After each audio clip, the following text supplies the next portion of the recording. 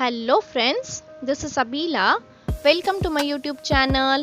இன்னைக்கு நம்ம ரொம்ப டேஸ்டியான ஒரு ஸ்வீட் ரெசிபி தான் பார்க்க போறோம். ஃப்ரூட் கஸ்டர்ட் எப்படி செய்யலாம்னு பார்க்கலாம்.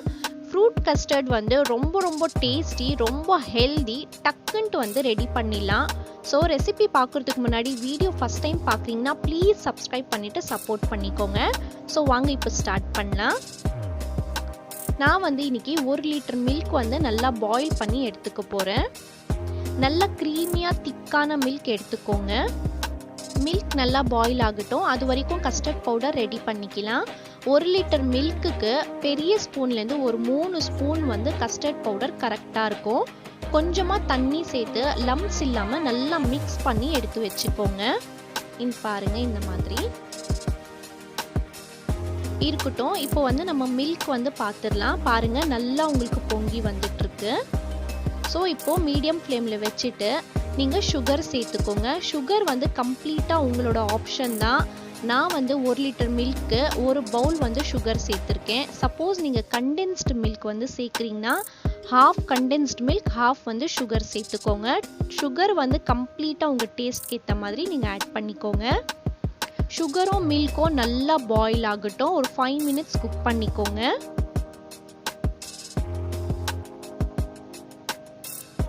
ஸோ பாருங்க இப்போ நல்லா ஃபுல்லாக பாயில் ஆயிடுச்சு.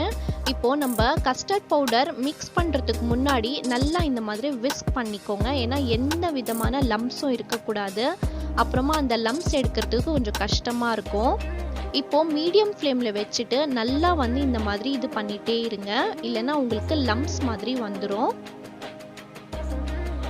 நீங்கள் ஒரு 5 மினிட்ஸ்லேயே வந்து பார்ப்பீங்க நல்லா வந்து திக்காக ஆயிட்டு வரும். பாருங்கள் இந்த மாதிரி நல்லா திக்காக க்ரீமியாக ஆகிடும்.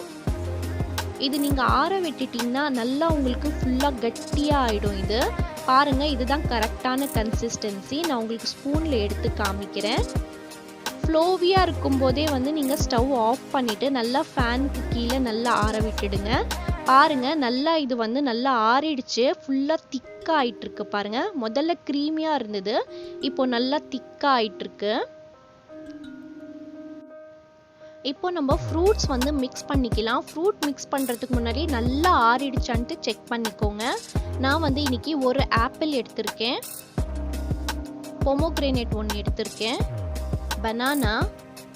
ஃப்ரூட்ஸ் வந்து உங்கள் டேஸ்ட்க்கு ஏற்ற மாதிரி நீங்கள் சேர்த்துக்கோங்க. ட்ரை ஃப்ரூட்ஸ் வந்து ஆப்ஷனல் தான், பட் ட்ரை ஃப்ரூட்ஸ் சேர்த்திங்கன்னா ரொம்ப ஹெல்தி ஆப்ஷன். நான் வந்து பாதாம், பிஸ்தா, முந்திரி, திராட்சை, டேட்ஸ் கூட நீங்கள் சேர்த்துக்கலாம், அஞ்சீர் கூட நீங்கள் சேர்க்கலாம். உங்ககிட்ட என்ன அவைலபிள் இருக்கோ ஃப்ரூட்ஸு நீங்கள் அது சேர்த்துக்கலாம். ஸோ நல்லா மிக்ஸ் பண்ணிக்கோங்க. மிக்ஸ் பண்ணிட்ட பிறகு நீங்கள் ஃப்ரிட்ஜில் எடுத்து வச்சிருங்க. நல்லா சில்டாக இருந்தால் தான் இது கஸ்டர்ட் வந்து சாப்பிட்றதுக்கு ரொம்ப நல்லா இருக்கும். நீங்கள் ஒரு ஏர்டைட் கண்டெய்னரில் இது மிக்ஸ் பண்ணிவிட்டு போட்டு ஃப்ரீசரில் வச்சிட்டிங்கன்னா ஐஸ் மாதிரி ஆகிடும். ஸோ நீங்கள் வந்து ஐஸாக ஸ்கூப் பண்ணி கூட நீங்கள் சாப்பிட்லாம். ஸோ பாருங்கள், பர்ஃபெக்டான டக்குன்ட்டு ஒரு ஸ்வீட் ரெசிபி வந்து ரெடி ஆயிடுச்சு. கண்டிப்பாக உங்களுக்கு இந்த வீடியோ யூஸ்ஃபுல்லாக இருந்திருக்கும்னு நினைக்கிறேன். சேனல் சப்ஸ்கிரைப் பண்ணுனா ப்ளீஸ் சப்ஸ்கிரைப் பண்ணி சப்போர்ட் பண்ணுங்கள். நான் அடுத்த வீடியோவில் பார்க்குறேன். அது வரைக்கும் stay positive, be positive and think positive. Thank you so much.